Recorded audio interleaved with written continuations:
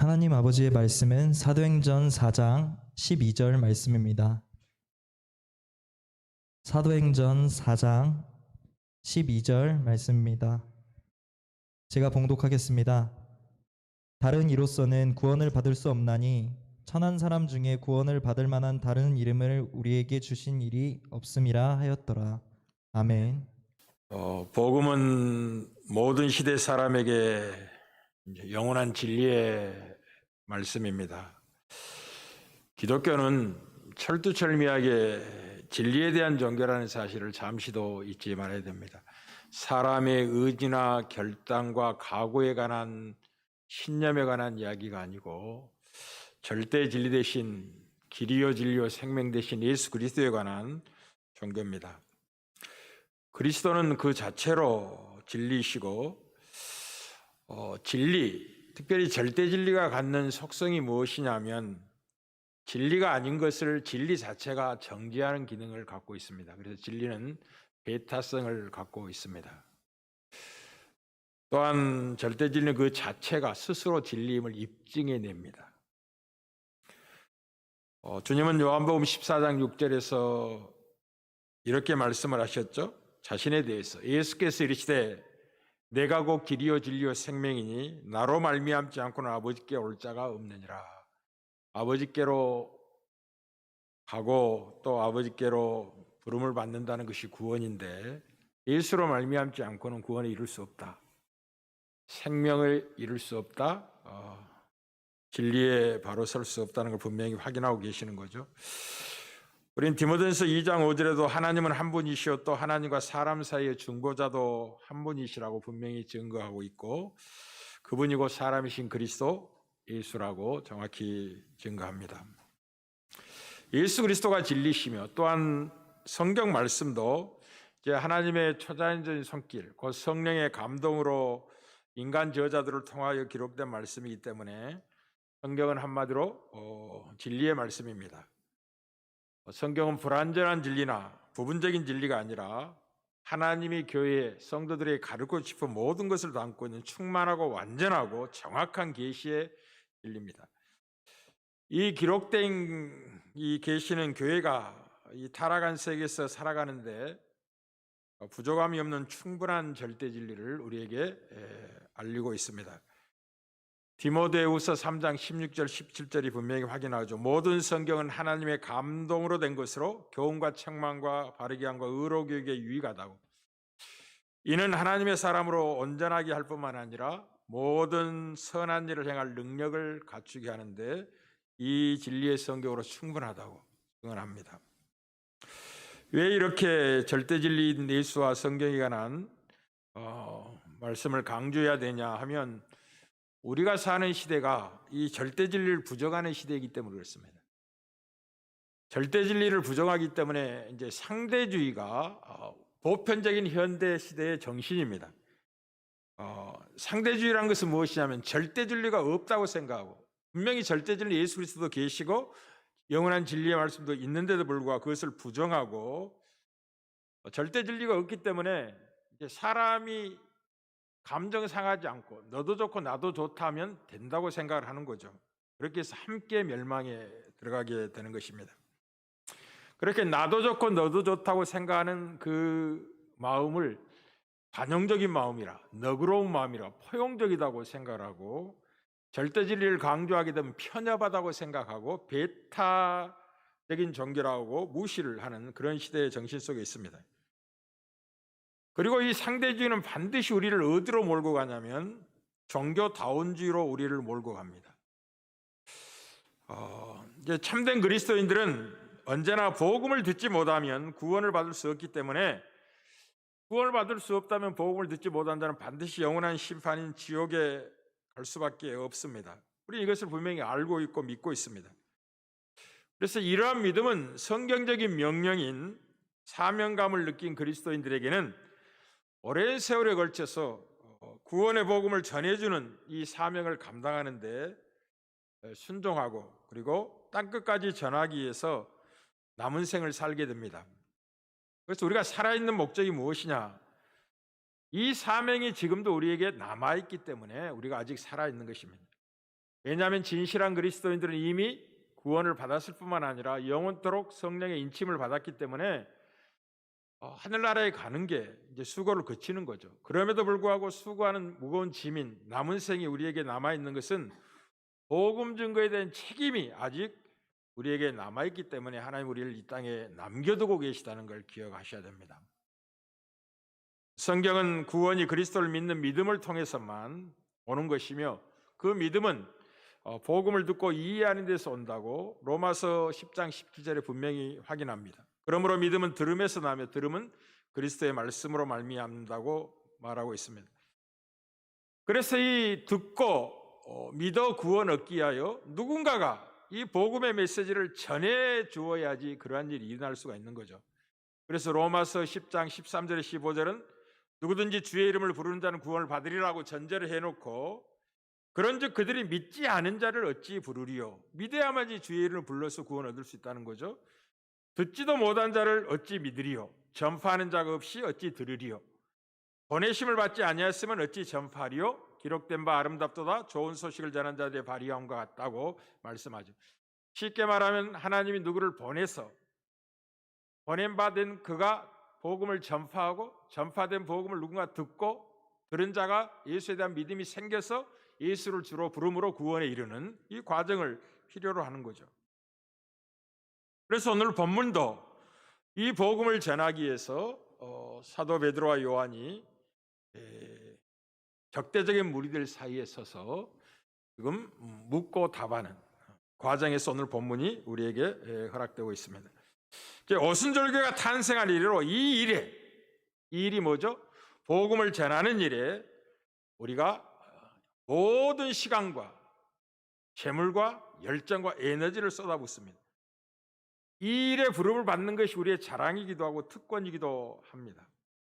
아무리 힘들고 어려워도 그 재정적인 필요가 아무리 많이 소용된다 할지라도 한 생명을 구원하는 것이 천하보다 귀하다는 사실을 알기 때문에 아낌없이 자원을 쏟아붓고 시간을 할애하며 모든 열정과 에너지를 다 부어서 이 사명을 감당해온 역사가 기독교의 역사입니다. 오늘 본문도 마찬가지죠. 이들이 이제 결론적으로 가면 이 적대적인 무리들에 의해서 심한 채찍질을 맞고 능욕을 당하게 될 것입니다. 그럼에도 불구하고 예수의 이름에 합당한 복음 증거자로 세움을 받다는 사실 오히려 기뻐하면서 능욕받고 채찍질 당한 것을 오히려 자랑으로 여기면서 이어가며 이 복음을 전하지 못하도록 하는 세력과 전혀 상관없이 집에 있든지 성전에 있든지 가르치기와 전도하기 힘을 쓰게 될 겁니다. 놀랍죠?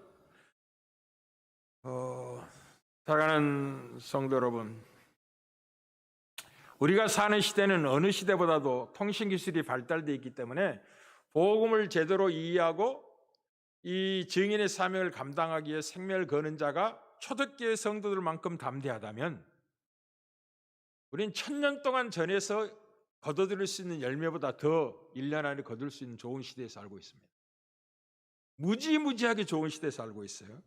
그럼에도 불구하고 복음이 오히려 초대교회 시대보다 더 더딘 것은 무엇이냐면 이 진리를 방해하는 사단의 전략이 상당 부분 효과를 발휘하고 있기 때문에 그렇습니다.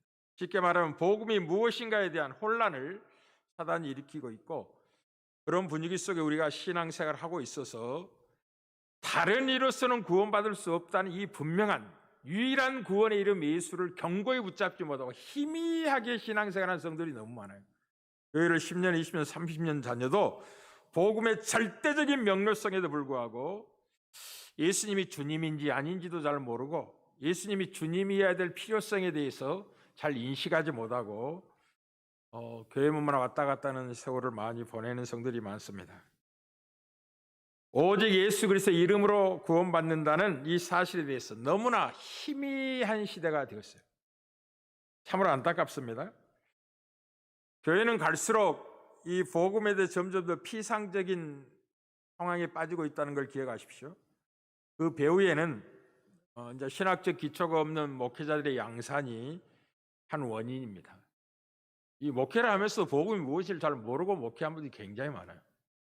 부활을 안 믿는 사람도 많고, 그저께 우리 박장님하고 노예를 마치고 우리 노예 어느 회원하고 같이 그분이 뭐 그 큰 차 타고 다니대요. 하여튼 뭐 기름 많이 먹는 그 차 타고 태워다 주겠다 해서 같이 이쪽 타고 오는 길에 그렇게 말씀을 하시더라고요. 어느 성결교 전도사님이 만나서 대화를 하는데 꼭 예수를 믿어야지 구원받느냐고 전도사가 그렇게 이야기하면서 자기는 안 믿는다 그러는 거예요. 그러면 당연히 목회를 하지 말아야 되는데 그래도 목회를 하고 싶다는 거예요. 지금 그런 시대입니다. 그런 시대예요. 더욱더 무서운 것은 타락한 신학자들과 목회자들이 사람을 구원하기에 충분한 진리가 들어있지 않는 일종의 모조복음을 만들어냈다는 걸 기억하셔야 됩니다. 모조복음, 아주 무섭죠? 저주를 받아야 될 것입니다. 사도 바울이 갈라디아서 1장 7절 8절에 분명히 이야기했던 것처럼 다른 복음은 없나니 다만 어떤 사람들이 너희를 교란하여 그리스도의 복음을 변하게 하려 함이라고. 그러나 우리나 혹은 하늘로부터 온 천사라도 우리가 너에게 전한 복음에 다른 복음을 전하면 저주를 받아야 된다고. 이 바른 복음과 다른 복음의 차이가 영원한 생명을 얻는 것과 반대로 영원한 저주를 받는 것이라는 걸 분명히 하고 있습니다. 더욱더 충격적인 사실은 무엇이냐면 복음 없이도 구원을 받고 있다고 생각하는 무리들이 복음을 땅끝까지 전할 필요가 없다고 가르치는 아주 자연주의 신학이 아주 전 세계에 횡행하고 있습니다. 자연신학의 것은 무엇이냐면 복음 없이도 천국에 갈 수 있다는 개념의 신학입니다. 인간이 그의 이성으로서 하나님의 뜻에 순종하는 타고난 욕구를 갖고 있기 때문에 중보자 되신 그리스도 없이도 자연스럽게 하나님을 아는 지식에 이를 수 있고 하나님과의 관계를 회복하여 구원에 이룰 수 있다고 가르치는 거짓된 신학입니다. 아주 무섭습니다. 그런데 인간의 구미에는 굉장히 솔깃합니다.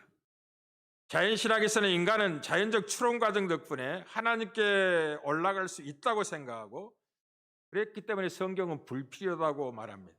이들은 인간이 성경적 계시와는 별개로 인간의 이성으로 말미암아 하나님의 기본적인 존재와 속성을 발견할 수도 있고 하나님에 대한 구원에 대한 지식에 도달할 수 있다고 믿어서 성경 없이도 천국 갈 수 있다라고 가르칩니다. 로마 가톨릭도 마찬가지입니다. 로마 가톨릭도 복음이 없어도 구원을 받을 수 있다고 가르칩니다. 그리고 종교 다원주의 중심에 로마 가톨릭이 있다는 걸 기억하십시오. 그리고 한 번 죽었던 짐승이 다시 살아난 것처럼 다시 로마 가톨릭이 전 세계 종교 다원주의 중심에 서고 있다는 걸 기억하십시오. 그리고 미국이 가톨릭 신자가 대통령이 됐다는 게 사뭇 많은 것을 생각하게 합니다. 트럼프 대통령은 굉장히 좀 불손한 분 같기도 하고 거친 분기도 한 것 같고 그렇죠. 그런데 그분이 그 4년 동안 하는 역할이 무엇이었냐면 이번에도 이제 코로나가 미국이 지금 너무 많이 확산되고 있잖아요. 근데 그분은 26일이 이제 추수감사 주일의 한 주간이기 때문에 교회는 모여서 기도해야 됩니다. 그렇게 그분이 이야기한 거예요. 근데 바이든은 전혀 반대로 이야기죠. 모이지 마세요. 근데 굉장히 거기서 인간적인 것 같고 예의 바른 것 같고 좋은 정치인 것 같습니다. 거기에서 속는다는 걸 기억하셔야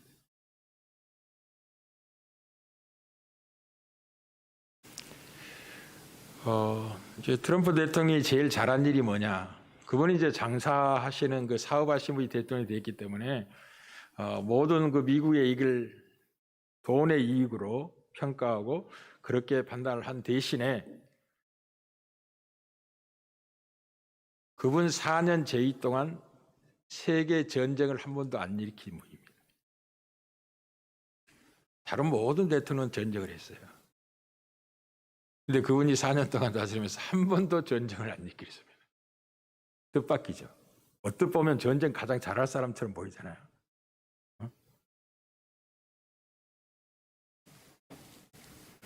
사뭇 조심스러운 시대에 우리가 살고 있습니다. 이미 로마 교황 요한 바오로 2세는 정의로운 삶을 사는 모든 사람들은 예수 그리스도와 로마 가톨릭 교회를 믿지 않더라도 구원을 받을 것이라고 이야기를 했었습니다. 복음이라는 것은 우리에게 팔복을 따라서 사는 가난한 심령과 청결한 마음을 가진 사람들, 사랑으로 인생의 고난을 견뎌내는 사람들은 복음 없이도 하나님의 나라에 들어갈 수 있다고 이야기를 했습니다. 누가요? 로마 교황이. 예수를 안 믿는 이교도들은 두말할 필요 없죠. 이교도들은 선한 삶을 살기만 하면, 진실하기만 하면 무엇을 믿든지 상관없다고 생각을 합니다. 그리고 가톨릭 변증자였던 그리프트는 천국에 가면 불교도도 있을 것이고 힌교도도 있을 것이고 유교도 있을 것이고 회교도도 무신론자도 정통유대인 등등 다 있을 것이라고. 하나님의 나라로 가는 티켓은 복음에서 말한 그리스도에 대한 믿음이 아니라 진실함과 선량함만 있다면 무슨 종교를 믿어도 구원받을 수 있다고 누가? 가톨릭 교회 신학자 변증자가 그렇게 이야기하고 있습니다. 여러분이 만약 오늘 본문의 말씀을 분명히 영혼에 붙들고 확인하지 않는다면 다른 이로서는 구원을 얻을 수 없나니 천하 사람 중에 구원을 받을 만한 다른 이름을 우리에게 주신 일이 없다는 사실을 분명히 붙들고 예수라는 이름만이 유일한 구원의 이름이라는 구원자라는 사실을 견고히 믿음 안에 확보하지 않는다면 이런 가르침과 이런 정신은 대단히 애의적인 것 같고 포용적인 것 같으며 적대적이 아닌, 그렇게 해서 화해를 이루는 좋은 종교인 것 같습니다. 그게 종교다원주의 배후의 역사는 사단의 전략이에요. 전략.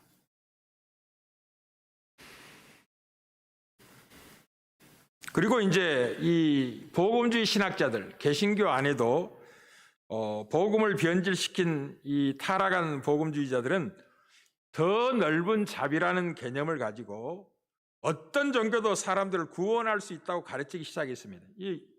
여러분, 이제 우리 복음은 대부분 미국에서 이제 우리나라에 들어오고 이제 세계에 확산되고 이런 경향이 있는데 미국의 이 신학의 타락이나 이 목회자들과 신학자들의 부패라는 것은 상상하기도 무서울 만큼 그렇게 부패했습니다. 물론 청교도 신앙을 아직도 지키고 바른 복음 안에서 진리를 견고히 붙드는 주의 백성들도 있지만 많은 목회자들과 신학자들이 부패하고 타락했다는 걸 기억하십시오.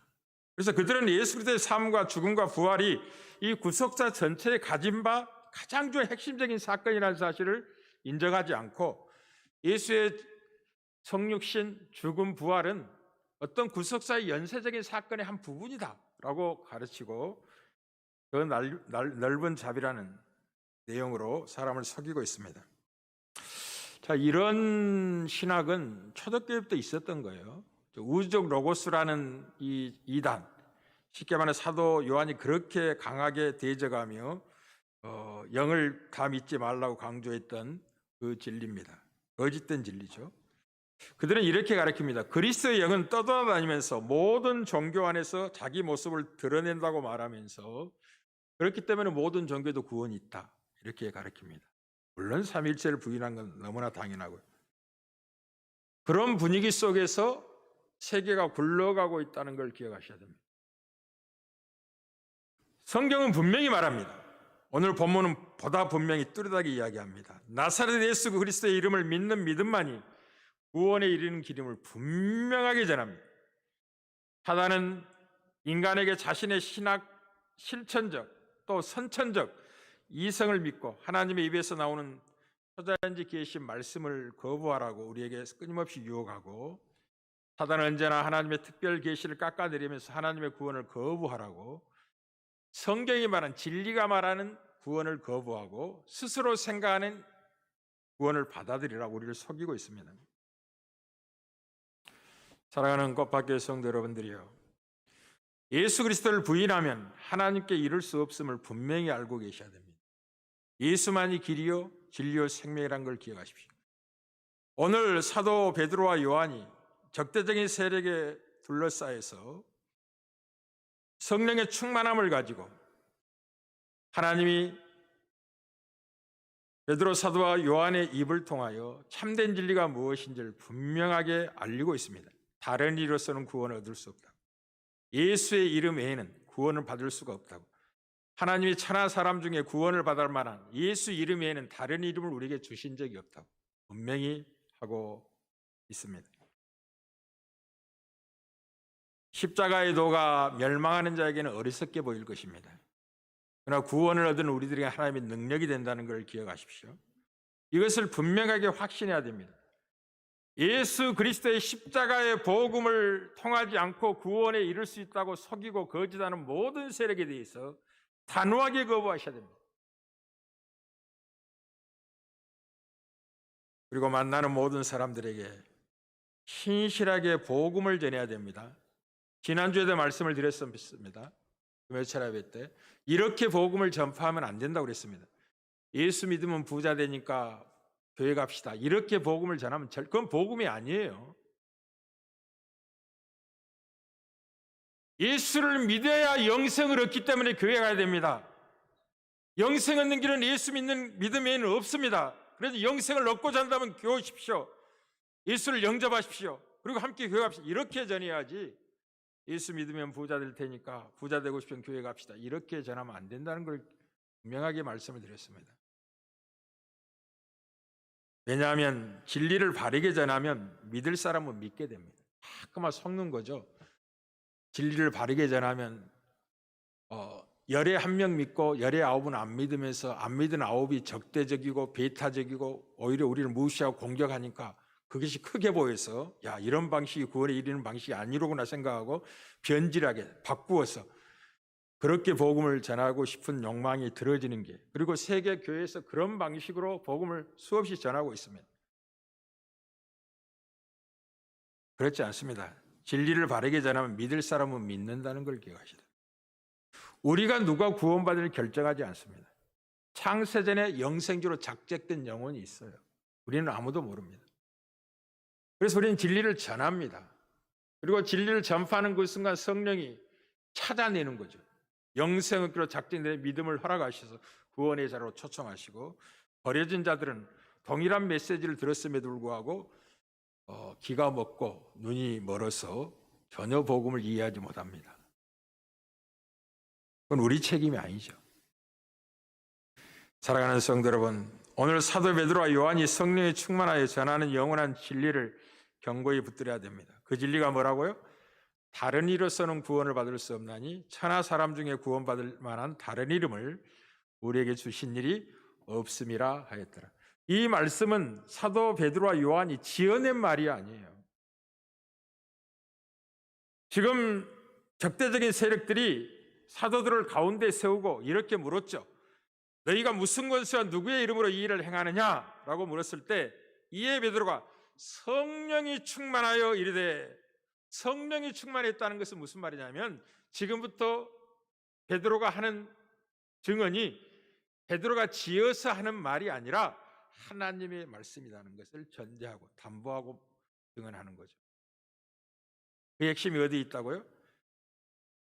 만일 병자에게 행한 착한 일에 대하여 이 사람이 어떻게 구원을 받아 오늘 우리에게 질문한다면 너희와 모든 이스라엘 백성들은 알아라. 너희가 십자가에 못 박고 하나님이 죽은 자 가운데 살리신 나사렛 예수 그리스도의 이름으로 이 사람이 건강이 되어 너희 앞에 섰느니라. 이 예수는 너희가 건축자를 버린 돌처럼 십자가에 못 박아 죽였지만 하나님이 집 모퉁이에 머릿돌이 되게 하셨고 다른 이로서는 구원받을 수 없기 때문에 오직 유일한 이름 예수의 이름으로만 구원받도록 하나님이 구원자로 그를 보내셨기 때문에 그의 이름을 믿어야만이 구원합니다. 그의 이름 안에 죽은 자의 부활이 있다고, 죽어도 산다고, 영생을 얻는다고.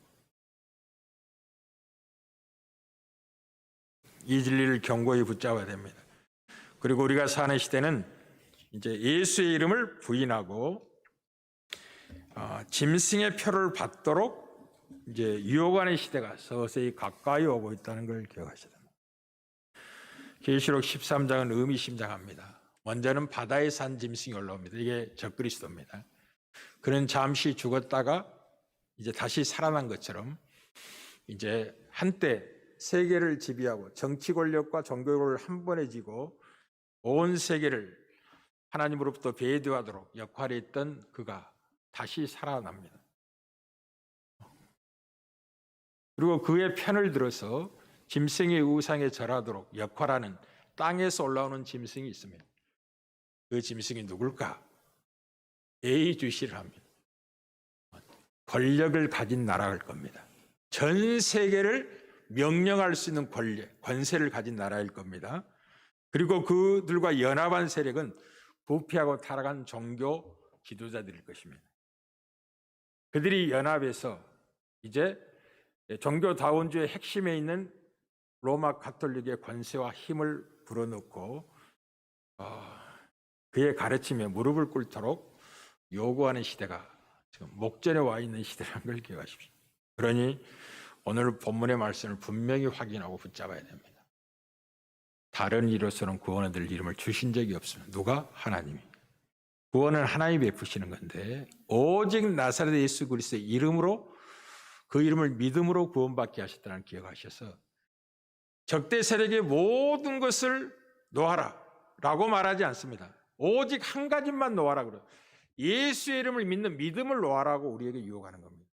그렇게만 하면 살려주기도 하고 재산도 뭐 지켜줄 수 있기도 하고 아무 이역도 가하지 않겠다. 그것만 놓아라고 하는 겁니다. 그러나 우리는 분명히 합니다. 모든 것을 놓을 수는 있지만 예수가 그리스도라는 나사렛 예수 그리스도 이름으로 구원받은 믿음만큼은 놓을 수 없다고 분명하게 증거할 것이며 그 충돌이 우리를 죽음의 자리로 순교의 자리로 내몰 수도 있습니다. 그러나 기억하십시오. 순교가 최고의 영광이라는 사실을. 그걸 기뻐해야 된다고.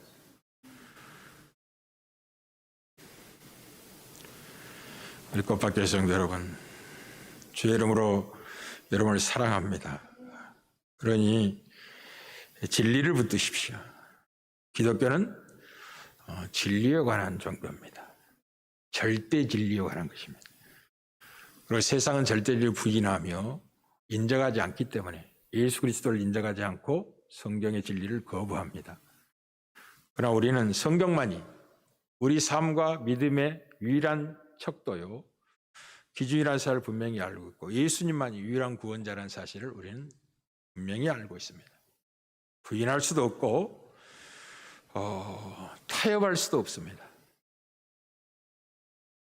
그 타협이 생명의 보장과 세상의 영광을 우리 앞에 두고 타협하고 유혹한다 할지라도 단호하게 거부하고 진리를 붙들 것이며 진리된 그리스도를 인정하게 될 겁니다.